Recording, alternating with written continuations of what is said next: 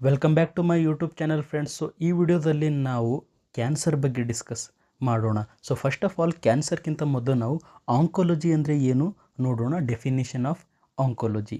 Oncology is the branch of medicine. ಹೌದು sir, ಇದೇನಿದೆ, it is a branch of medicine that deals with the study, prevention, diagnosis and treatment of cancer. Okay, so ಆಂಕೋಲಜಿಯಲ್ಲಿ ನಾವು ಎದ್ರ ಬಗ್ಗೆ study ಮಾಡ್ತೀವಿ? Study about the prevention, diagnosis, treatment of cancer. ಅಂದರೆ full ನಾವು cancer ಬಗ್ಗೆ study ಮಾಡೋದನ್ನು ನಾವು ಆಂಕೋಲಜಿ ಅಂತ ಹೇಳ್ತೀವಿ. ಓಕೆ, ನೆಕ್ಸ್ಟ್ ನಾವು ನೋಡೋಣ ಆಂಕೋಲಜಿ ನರ್ಸಿಂಗ್ ಅಂದರೆ ಏನು. ಸೊ ಅವಾಗವಾಗ ಎಕ್ಸಾಮಲ್ಲಿ ಕೇಳ್ತಾರೆ ಆಂಕೋಲಜಿ ನರ್ಸಿಂಗ್ ಅಂದರೆ ಏನು ಅಂತ. Oncology nursing is a specialized field in nursing. ಹೌದು ಸರ್, ಏನಿದೆ ಇದೊಂದು ಸ್ಪೆಷಲೈಸ್ಡ್ ಫೀಲ್ಡ್ ಇದೆ ನರ್ಸಿಂಗ್ ಒಳಗಡೆ. MSc ನರ್ಸಿಂಗ್ ನೀವು ಮಾಡಿದ ಮೇಲೆ MSc ನರ್ಸಿಂಗ್ ಒಳಗಡೆ ನೀವು ಸ್ಪೆಷಾಲಿಟಿ ಆಂಕೋಲಜಿ ನರ್ಸಿಂಗ್ ತಗೋಬೋದು. ಅದಕ್ಕೋಸ್ಕರ oncology nursing is a specialized field in nursing dedicated to providing care to individual diagnosed with cancer. ಅಂದ್ರೆ ಇದ್ರ ಒಳಗಡೆ ನಾವು ಏನು ಮಾಡ್ತೀವಿ? Providing care. ಯಾರಿಗೆ ನಾವು ಕೇರ್ ಕೊಡ್ತೀವಿ? ಇಂಡಿವಿಜುವಲ್ ಡಯಾಗ್ನೋಸ್ಡ್ ವಿತ್ ಕ್ಯಾನ್ಸರ್ ಪೇಷಂಟ್ಗಳಿಗೆ ನಾವು ಕೇರ್ ಕೊಡ್ತೀವಿ. ಸೊ ಐ ಥಿಂಕ್ ನಿಮಗೆ ಸ್ವಲ್ಪ ಐಡಿಯಾ ಬಂದಿರ್ಬೋದು ಆಂಕೋಲಜಿ ನರ್ಸಿಂಗ್ ಬಗ್ಗೆ. Okay, so oncology nursing it is a specialized field in nursing dedicated to providing care to individual diagnosed with cancer. Oncology nurses are trained to support cancer patient throughout their treatment journey. Okay, so oncology ನರ್ಸಸ್ಗಳಿಗೆ train ಮಾಡಿದ್ದಿರುತ್ತೆ to support the cancer ಪೇಷಂಟ್ಗಳಿಗೆ support ಮಾಡೋಕ್ಕೆ trained ಮಾಡಿರ್ತಾರೆ. So ಏನೇನು ಮಾಡ್ತಾರೆ oncology nurses? Oncology nurses ಏನೇನು ಕೆಲಸ ಮಾಡ್ತಾರೆ? Assessing the patient.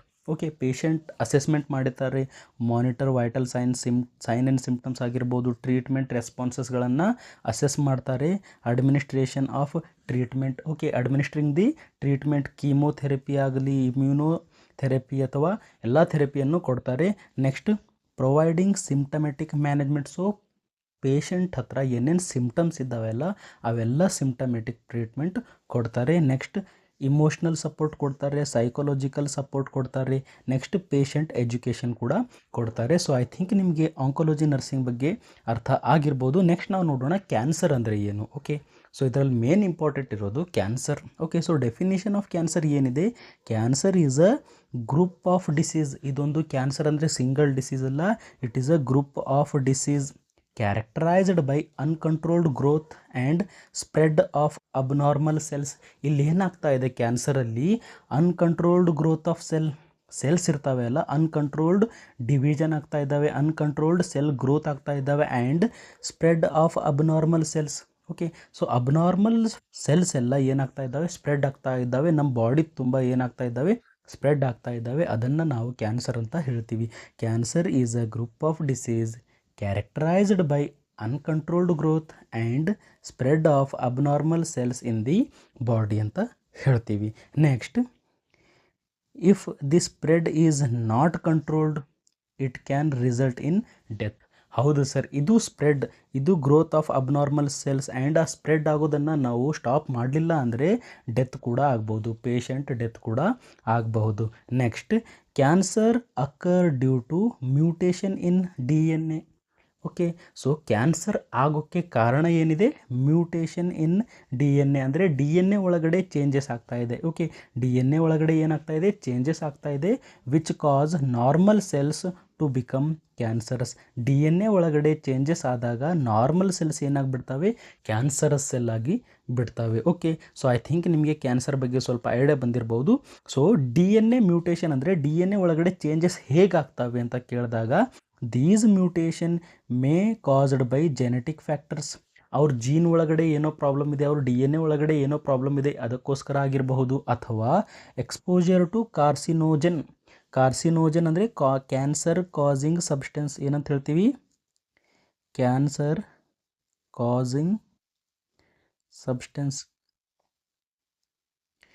ನೀವು ಎಕ್ಸ್ಪೋಸ್ ಆಗಿದ್ದೀರಾ carcinogens means cancer causing substance like tobacco, smoke, radiation, ಕೆಮಿಕಲ್ಸಿಗೆ ನೀವು ಎಕ್ಸ್ಪೋಸ್ ಆಗಿದ್ದಾಗ ನಿಮಗೆ ಕೂಡ ಕ್ಯಾನ್ಸರ್ ಬರ್ಬೋದು. ಅಂದರೆ ಏನು, ನಿಮ್ಮ DNA ಒಳಗಡೆ ಮ್ಯೂಟೇಷನ್ ಆಗಬಹುದು, ಕ್ಯಾನ್ಸರ್ ಆಗಬಹುದು ಅಂತ ಅರ್ಥ. ಅಥವಾ ಲೈಫ್ ಸ್ಟೈಲ್ ಫ್ಯಾಕ್ಟರ್ಸ್, ನೀವು ಊಟ ಸರಿಗೆ ಮಾಡ್ತಾ ಇಲ್ಲ ಅಥವಾ ಲ್ಯಾಕ್ ಆಫ್ ಎಕ್ಸರ್ಸೈಸ್ ಇದ್ದರೆ ಕೂಡ ಕ್ಯಾನ್ಸರ್ ಆಗೋ ರಿಸ್ಕ್ ಇರುತ್ತೆ. ಏನಿರುತ್ತೆ, ಕ್ಯಾನ್ಸರ್ ಆಗೋ ರಿಸ್ಕ್ ಇದ್ದಿರುತ್ತೆ. ಸೊ ಐ ಥಿಂಕ್ ನಿಮಗೆ ಅರ್ಥ ಆಗಿರ್ಬೋದು ಯಾವ ಥರ ಮ್ಯೂಟೇಷನ್ ಆಗುತ್ತೆ ಅಂತ. ಓಕೆ, ಸೊ ಮ್ಯೂಟೇಷನ್ ಯಾಕಾಗ್ಬೋದು, ಕಾರ್ಸಿನೋಜನ್ ಇದು ಟೊಬ್ಯಾಕೊ, ಸ್ಮೋಕಿಂಗ್ ಆಗಿರ್ಬೋದು, ರೇಡಿಯೇಷನ್ ಆಗಿರ್ಬೋದು, ಡ್ರಗ್ಸ್ ಕೂಡ ಆಗಿರಬಹುದು, chemicals, infections.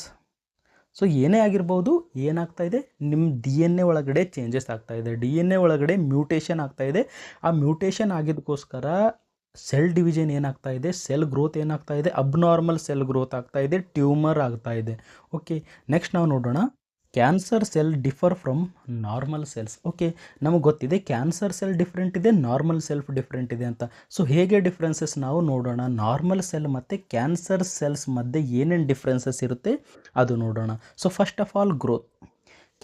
Normal cells controlled and regulated. Okay, normal cell growth ಹೇಗಿರುತ್ತೆ, ಕಂಟ್ರೋಲ್ಡ್ ಇರುತ್ತೆ, ಜಾಸ್ತಿ ಗ್ರೋತ್ ಆಗೋದಿಲ್ಲ, ನಾರ್ಮಲ್ ಎಷ್ಟಾಗಬೇಕು ಅಷ್ಟೇ ಆಗುತ್ತೆ. ಬಟ್ ಕ್ಯಾನ್ಸರಸ್ ಸೆಲ್ ನಾವು ನೋಡಿದಾಗ ಅನ್ಕಂಟ್ರೋಲ್ಡ್ ಆ್ಯಂಡ್ ರ್ಯಾಪಿಡ್ ಗ್ರೋತ್. ಹೇಗಾಗುತ್ತೆ ಕ್ಯಾನ್ಸರ್ ಸೆಲ್ಸ್, ಅನ್ಕಂಟ್ರೋಲ್ಡ್ ಗ್ರೋತ್, ಒಂದು ಸಾರಿ ಗ್ರೋತ್ ಆಗ್ತಾ ಬಿಡ್ತು ಅಂದರೆ ಆಗುತ್ತಾನೆ, ಅದು ಸ್ಟಾಪ್ ಆಗೋದೇ ಇಲ್ಲ. And rapid growth, fast growth ಆಗುತ್ತೆ.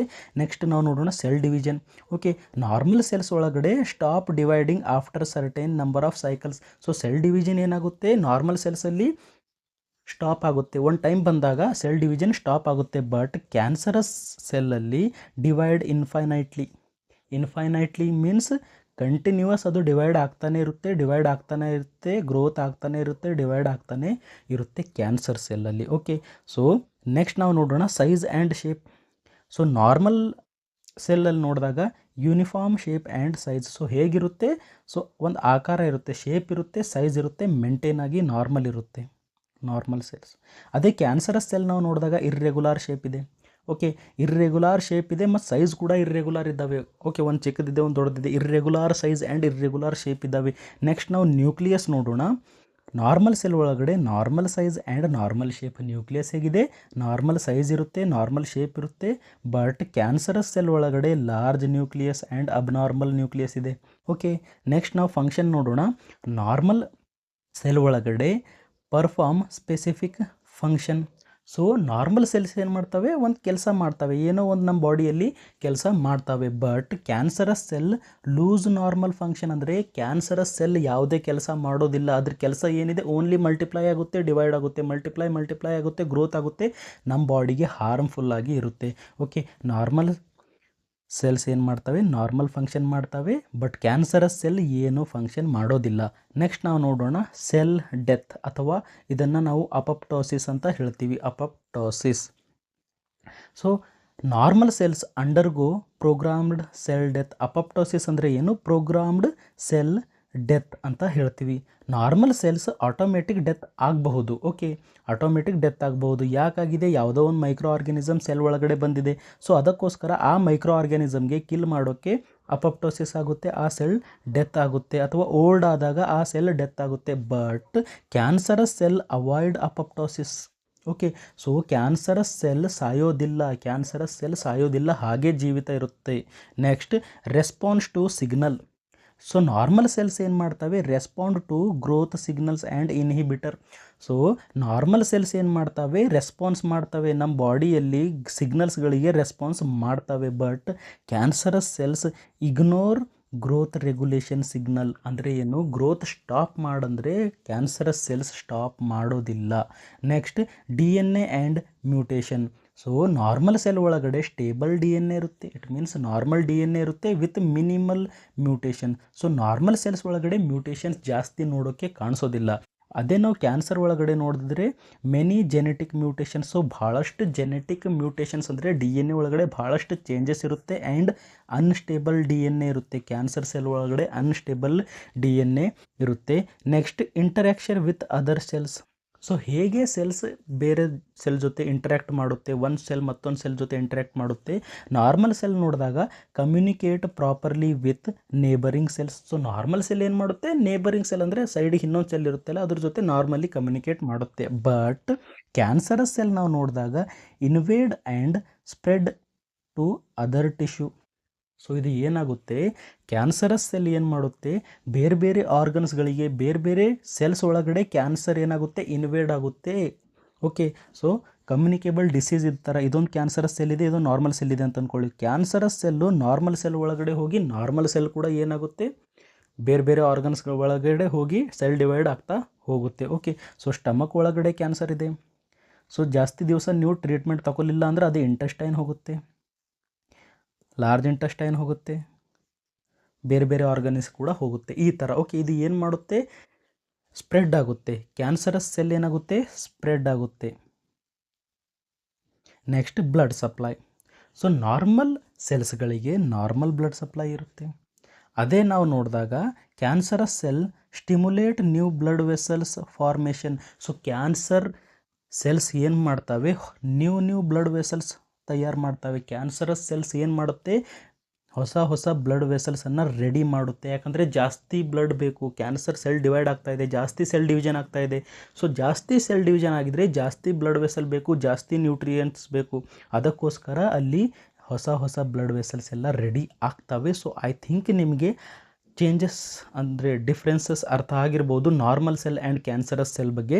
ನೆಕ್ಸ್ಟ್ ನಾವು ನೋಡೋಣ ಕ್ಲಾಸಿಫಿಕೇಷನ್ ಆಫ್ ಕ್ಯಾನ್ಸರ್. ಒಂದು ಇಂಪಾರ್ಟೆಂಟ್ ಇದೆ, ಟೈಪ್ಸ್ ಆಫ್ ಕ್ಯಾನ್ಸರ್. ಸೊ ಯಾವ್ಯಾವ ಟೈಪ್ಸ್ ಇರ್ತವೆ, ಸೊ ಫಸ್ಟ್ ಇರೋದು ಕಾರ್ಸಿನೋಮಾ, ಓಕೆ, ಸೆಕೆಂಡ್ ಇರೋದು ಸಾರ್ಕೋಮಾ, ಥರ್ಡ್ ಇರೋದು leukaemias, next lymphoma and myeloma, and last ಇರೋದು cancer of central nervous system ಅಥವಾ ಸೆಂಟ್ರಲ್ ನರ್ವಸ್ ಸಿಸ್ಟಮ್ ಕ್ಯಾನ್ಸರ್ಸ್ ಅಂತ ಹೇಳ್ತೀವಿ. ಸೊ ಒನ್ ಬೈ ಒನ್ ಶಾರ್ಟಾಗಿ ನೋಡೋಣ. So first of all carcinoma.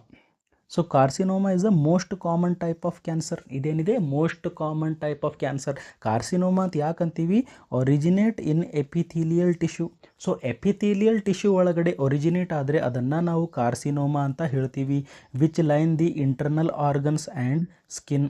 Okay, so skin cancer ಕೂಡ ಕಾರ್ಸಿನೋಮಾನೇ ಆಗಿದೆ.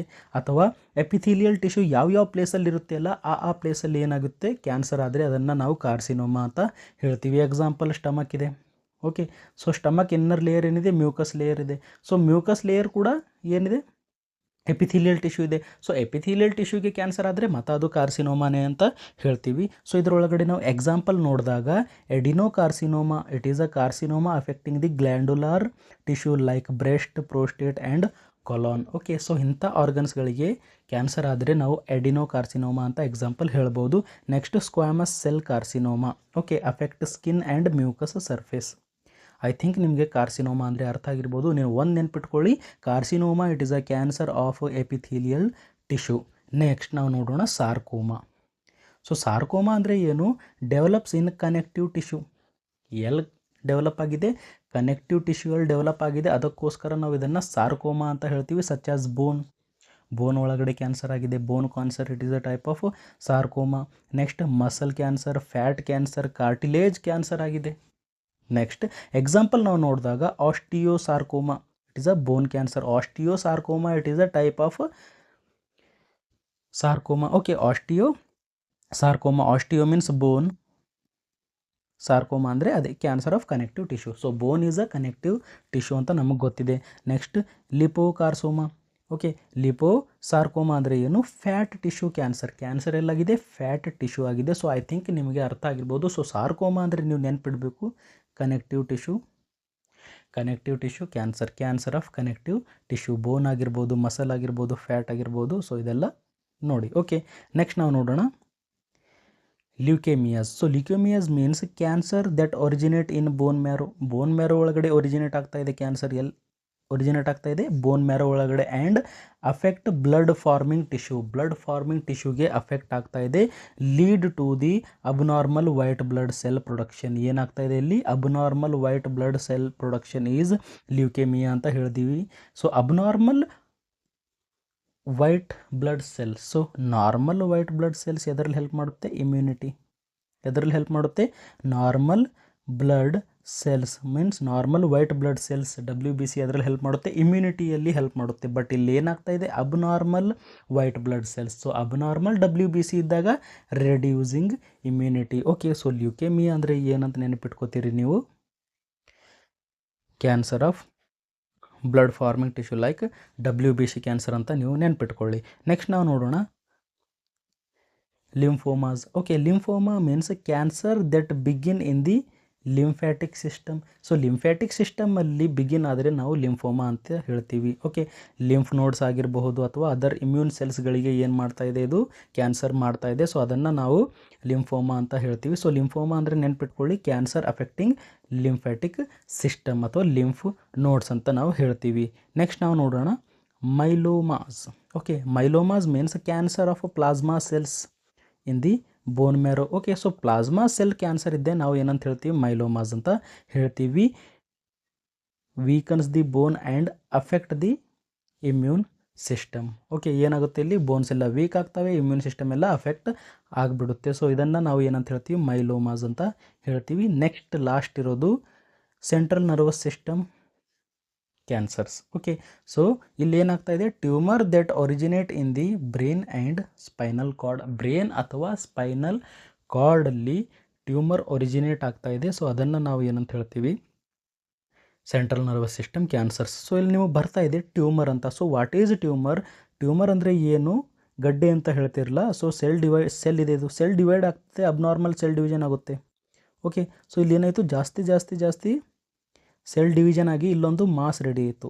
ಓಕೆ, ಇಲ್ಲಿ ಏನಿದೆ, ಸೆಲ್ಸ್ ಇದ್ದೇವೆ, ಸೆಲ್ಸಲ್ಲೇ ಏನಾಗಿದೆ, ಒಂದು ಗಡ್ಡೆ ಥರ ಆಗಿಬಿಟ್ಟಿದೆ, ಈ ಥರ ಒಂದು ಮಾಸ್ ಆಗಿಬಿಟ್ಟಿದೆ. ಸೊ ಇದನ್ನು ನಾವು ಏನಂತ ಹೇಳ್ತೀವಿ, ಇದನ್ನು ನಾವು ಟ್ಯೂಮರ್ ಅಂತ ಹೇಳ್ತೀವಿ. ಓಕೆ, ಸೊ ಇದೇ ಟ್ಯೂಮರ್ ಬಿನೈನ್ನೂ ಆಗಿರಬಹುದು ಅಥವಾ ಮ್ಯಾಲಿಗ್ನೆಂಟ್ನೂ ಆಗಿರಬಹುದು. ಸೊ ನೆಕ್ಸ್ಟ್ ವಿಡಿಯೋದಲ್ಲಿ ನಾವು ನೋಡೋಣ ಬಿನೈನ್ ಅಂದರೆ ಏನು, ಮ್ಯಾಲಿಗ್ನೆಂಟ್ ಅಂದರೆ ಏನು. ಸೊ ನೆಕ್ಸ್ಟ್ ಮುಂದೆ ಯಾವುದಾದ್ರೂ ವಿಡಿಯೋದಲ್ಲಿ ನಾವು ನೋಡೋಣ. ಸೊ ಐ ಥಿಂಕ್ ನಿಮಗೆ ಈ ವಿಡಿಯೋ ಅರ್ಥ ಆಗಿರ್ಬೋದು. ಸೊ ನಿಮಗೆ ಈ ವಿಡಿಯೋ ಅರ್ಥ ಆಗಿದ್ದರೆ ಲೈಕ್ ಮಾಡಿ, ಶೇರ್ ಮಾಡಿ, ಸಬ್ಸ್ಕ್ರೈಬ್ ಮಾಡಿ. Thank you.